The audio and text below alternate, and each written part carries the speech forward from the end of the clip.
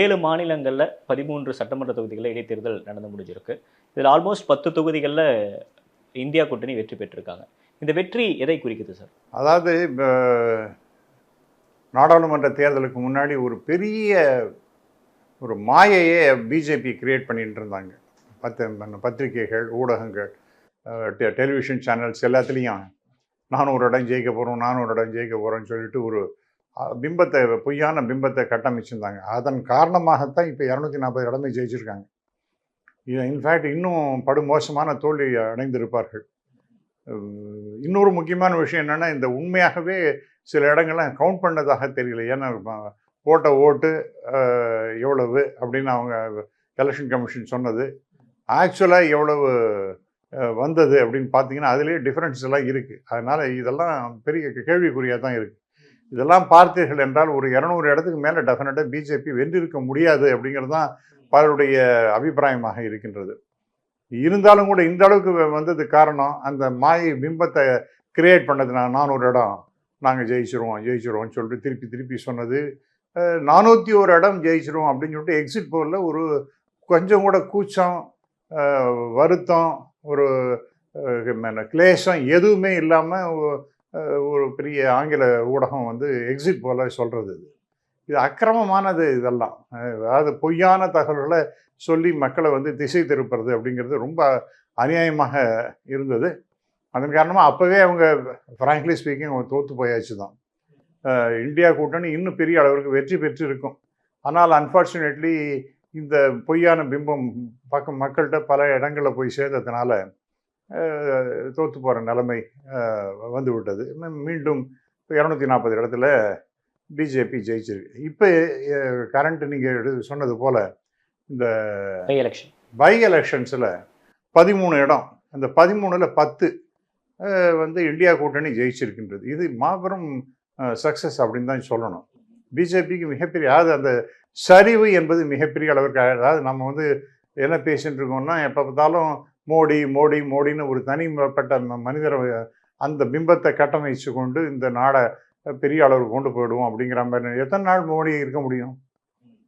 அவருடைய பதவி என்பது 2029 வரைக்கும் இருக்கலாம். ஆனால் அந்த 75 வருஷம் அப்படின்னு ஒரு கட் ஆஃப் ஒன்று வச்சுட்டு இருக்காங்க வயசுக்கு பிஜேபியிலேயே. அதனால் நிறைய நேரத்தில் நான் பலமுறை சொன்னது போல் ஆர்எஸ்எஸ்ஸுக்கும் அவர் மேலே ஒரு நிறைய வருத்தங்கள்லாம் இருக்குது திரு மோடி மேலே, அதேமாரி அமித்ஷா மேலேயும் இருக்குது. அதனால் இந்த 75 அப்படிங்கிற அந்த கட் ஆஃப் வரும்பொழுது இப்போ கொஞ்சம் கொஞ்சமாக பிஜேபியினுடைய பேருக்கு கெட்டு போயிட்டே இருக்கிறது. அன்பாப்புலர் ஆகிறாரா மோடியும்? டெஃபினட் அதில் ஒன்றும் சந்தேகமே இல்லை. அவருடைய முகமே ஒரு தெளிவில்லாத தான் இருக்குது, ஒரு பிரைட்னஸே கிடையாது அவர்கிட்ட. இதெல்லாம் அரசியல் விமர்சகர்களோட கருத்தாக தான் இருக்குது. ஆனால் மோடி அதே கான்ஃபிடென்ட்ல தான் இருக்காரு. இல்லை அந்த கான்ஃபிடென்ஸ்லாம் இல்லை சார். முன்னாடி இருந்த பேச்சு அதெல்லாம் இல்லை. இப்போ நாடாளுமன்றத்தில் பேசும்பொழுது அவர் ரிப்ளை பண்ணும்பொழுது என்ன பேசுறது எப்படி பேசுறதுன்னு தெரியாமல் சபாநாயகர்களை பற்றி, மதிப்பிற்குரிய சபாநாயகர் அவர்களே, சபாநாயகர் அதாவது வார்த்தை தடுமாறுறார். வார்த்தை தடுமாறும் பொழுது இந்த மாதிரி யூசி யூனோ அப்படின்னு நம்ம பேசுகிறோமோ இல்லையா, அப்போ அடுத்த வார்த்தை என்ன யோசிக்கிறதுக்காக இந்த மாதிரிலாம் போடுறது. அதனால் சபாநாயகர்களே அடிக்கடி சொல்லும் பொழுது என்ன ஆகுது அப்படின்னா அவருக்கு அந்த திணறல் வருது. அது தொடர்ச்சியாக ஒரு கோஜென்ட் தாட் அண்டு வேர்ட்ஸாக இல்லை அவருக்கு. அது ரொம்ப தெளிவாக இருக்கிறது. 13 தடவை தண்ணியை குடிச்சுட்டே இருக்கார் சார் அவர். அந்த மாதிரிலாம் நீங்கள் பார்த்துக்க முடியாது. பேசும்பொழுது ரொம்ப நேரம் பேசினார், 2.5 மணி நேரம் பேசினார்னா தண்ணி குடிப்பாங்க, ரைட்டு. அவருக்கு என்ன பேசுவது அப்படிங்கிறதுக்கு இந்த சபாநாயகரேன்னு சொல்லிட்டு பேசுறது, டைம் வாங்கிக்கிறது, வேர்ட்ஸுக்காக ஒரு கேப்பு கிரியேட் பண்ணுறது, தண்ணி குடிக்கிறது, இதெல்லாம் என்னத்தை தெரிவிக்கின்றது என்றால் அவருடைய கான்ஃபிடென்ஸ் ரொம்ப கீழே போயிருக்குங்கிறது தெரிகின்றது. அண்ட் அனதர் பாயிண்ட், இந்த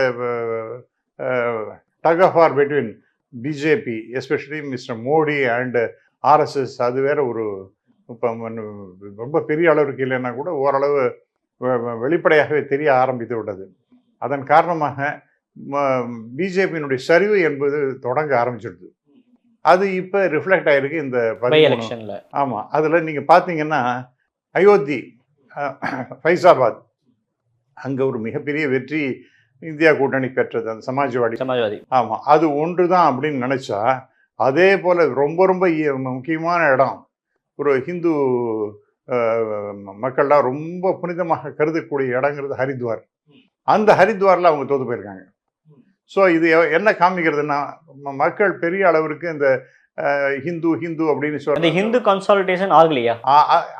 அதெல்லாம் ஆச்சு சார். அது அப்படியே பிரிய ஆரம்பிச்சிடுது. இனிமேல் இதையே சொல்லி கொண்டு ஒரு நாடு வளம் பெற முடியாது. இளைஞர்களுக்கு வேலையே கிடையாது சார். ஐஐடியில் படித்த 38% மாணவர்களுக்கு வேலை கிடைக்கலன்னா என்ன சார் ஆகும்? யோசிச்சு பாருங்க. அதுதான் ரொம்ப ப்ரீமியர் இன்ஸ்டிடியூஷன் இந்தியாவிலேன்னு பேர். அதில் படித்த மாணவர்களுக்கு 38%க்கு மேலே வேலை இல்லை. அப்புறம் 40% மேலே இளைஞர்களுக்கு வேலை இல்லை. இதெல்லாம் உத்தரப்பிரதேசலாம் பெரிய அளவிற்கு இம்பேக்டை கிரியேட் பண்ணியிருக்கு. இது கொஞ்சம் கொஞ்சம் கொஞ்சம் கொஞ்சமாக மற்ற இடங்களெல்லாம் ஸ்ப்ரெட் ஆக போகிறது ஆயின்ட்டுருக்கு. அதன் காரணமாக 10 இடம். இன்ஃபேக்ட் மத்திய பிரதேசம் ஒரு இடம் ஜெயிக்கணும். அது திக்கி திணறி காங்கிரஸும் ஜெயிக்க வேண்டியது. கடைசி நேரத்தில் ஏதோ ஒரு 3000 ஓட்டோ 3027 ஓட்டோ இன்னும் அதில் அவங்க ஜெயிச்சிருக்காங்க. அதுவும் ரொம்ப கஷ்டப்பட்டு தான் வந்திருக்காங்க. So it is not going to be easy for BJP anymore. இனிமேல் அதனுடைய சரிவு காலம் என்பது தொடங்கிவிட்டது.